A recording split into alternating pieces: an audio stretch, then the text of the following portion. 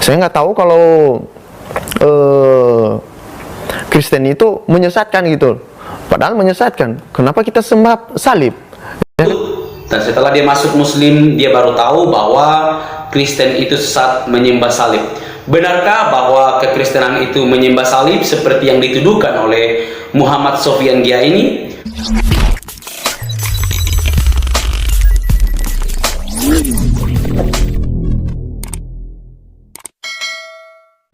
Salam sejahtera bagi kita semua.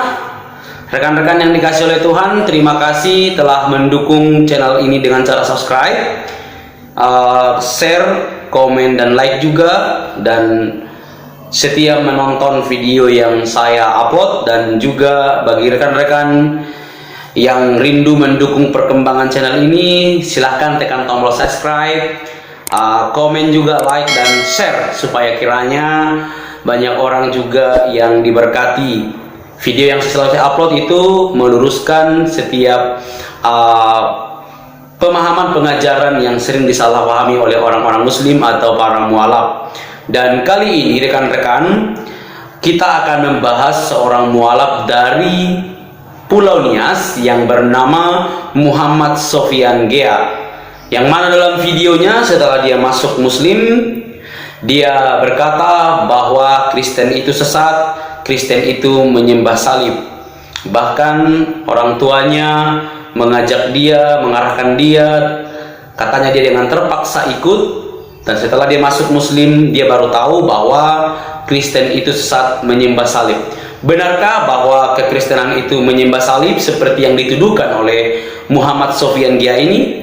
Mari kita tanggapi, tapi sebelumnya kita saksikan dulu videonya berikut ini. Makin kekeh saya. Oh, berarti ini yang sebenarnya, ini Tuhan sebenarnya. Saya nggak tahu kalau Kristen itu menyesatkan gitu. Padahal menyesatkan. Kenapa kita sembah salib? Ya kan? Kan salib itu udah tahu itu musyriknya itu. Saya nggak tahu dulunya itu. Tapi karena arahan orang tua, saya ikuti terpaksa. Tapi setelah itu saya masuk Islam, ya itu saya nggak mau tahu lagi itu kayu itu. Setelah kita menyaksikan apa yang dikatakan oleh Muhammad Sofyan Gia ini, lagi-lagi kita diberikan sebuah pertunjukan tentang para mualaf yang buta di dalam agamanya sebelumnya. Kalau dia mengerti, dia tidak mungkin menyatakan demikian. Bahkan kalau dia mengerti, memahami, dia tidak akan mungkin berpindah keyakinan menjadi Muslim. Saya jadi bertanya, selama dia menjadi Kristen, apakah dia pernah membaca Alkitab dengan baik, dengan teliti? Atau dia mendengarkan khotbah para pendeta? Atau juga waktu sekolah minggu? Siapa yang mengajar dia? Sehingga sampai timbul sebuah kesimpulan bahwa kekristenan itu menyembah salib. Bahkan sangat buta sekali seperti itu. Padahal kalau diteliti, tidak ada sejarahnya kekristenan itu menyembah salib. Nah, saya yakin bahwa ketika dia menjadi Muslim, timbullah pernyataan ini dan menjelekkan atau menyalahpahami, keliru menilai tentang kekristenan karena memang dia buta selama ini.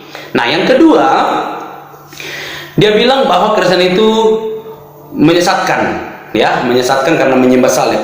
Tidak ada orang Kristen menyembah salib. Dengar baik-baik, tidak ada orang Kristen menyembah salib.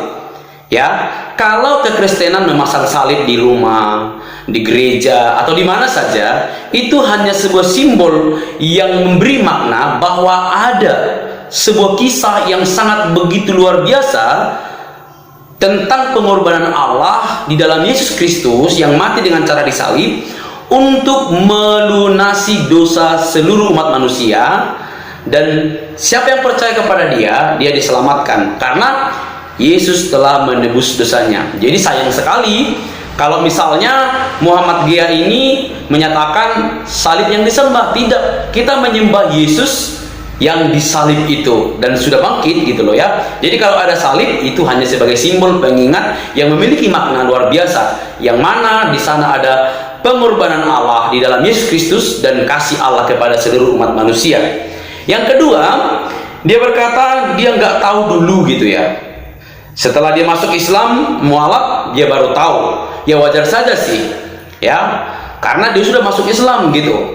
Nah, otomatis dia akan memberikan sebuah argumentasi pendapat yang keliru gitu, karena dia merasa yang agama sebelumnya salah gitu, padahal dia tidak mengerti atau sangat buta waktu itu, seperti itu ya.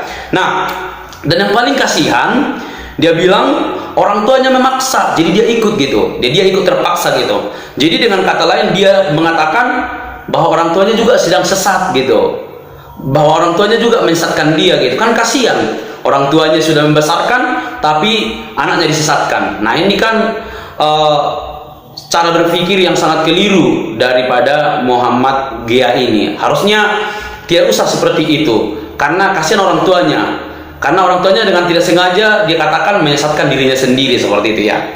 Nah, yang terakhir teman-teman, kita bisa melihat sebenarnya bahwa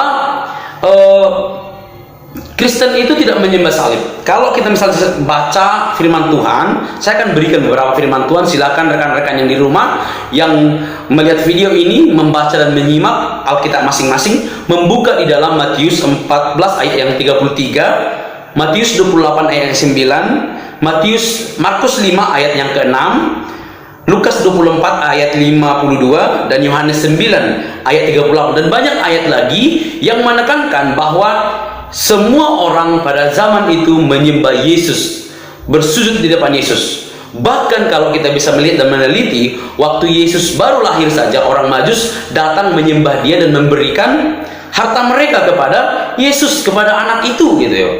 Jadi kita tidak pernah menyembah salib seperti yang dituduhkan oleh Muhammad Gia ini ya. Lalu yang paling menarik menurut saya, inilah kebiasaan para mualaf seperti itu. Ibarat dia berkata begini, setelah saya pindah dari Kristen atau setelah saya menjadi Muslim, saya baru tahu bahwa itu adalah kayu. Nah, ini kan seperti salesnya Coca-Cola yang pindah ke Pepsi gitu ya kan. Semua kejelekan Coca-Cola akan diceritakan, akan dikeluarkan, diceritakan, dibuat berita-berita yang begitu wah seperti itu, diceritakan semua gitu. Nah, tidak ada bedanya dengan para mualaf ini sebenarnya. Mereka menjelek-jelekkan karena mereka tidak tahu apa-apa. Malah mereka menunjukkan segala kebodohan mereka gitu, tidak mengerti apa-apa. Agamanya yang baru tidak mengerti, otomatis kalau berbicara agama yang lama yang dijelek-jelekkan gitu. Nah, itulah yang saya bilang, ibarat sales Coca-Cola pindah ke Pepsi menceritakan segala keburukan yang ada di Coca-Cola. Nah, ini menunjukkan kebodohan sebenarnya karena mereka tidak paham dan tidak mengerti. Nah, rekan-rekan yang dikasih oleh Tuhan, semua para mualaf begitu. Lihat Yahya Waloni berbohong kemana-mana. Lihat mantan biarawati yang di drop out itu Ibu Irena Handono. Lihat itu Ignatius pendusta. Lihat itu mantan pendeta GBI yang terbongkar. Lihat itu Stephen Indra Wibowo terbongkar segala macam. Dan para mualaf lain termasuk Felix Siau dan yang tamatan dari Vatikan, semua memakai berita-berita bohong yang kelihatan wah supaya tertarik dan dapat mengisi pundi-pundi saku mereka. Nah, saran saya kepada si Muhammad Gia ini, semoga kamu bisa bertemu dengan Tuhan Yesus kembali dan kamu mengalami mujizat. Karena orang yang dapat memahami firman Tuhan tentang penyaliban Yesus, tentang Yesus yang disalibkan dan disembah oleh orang Kristen, itu adalah orang-orang yang diterangi pikirannya oleh Roh Kudus dan dapat memahami firman dan diterangi secara rohani.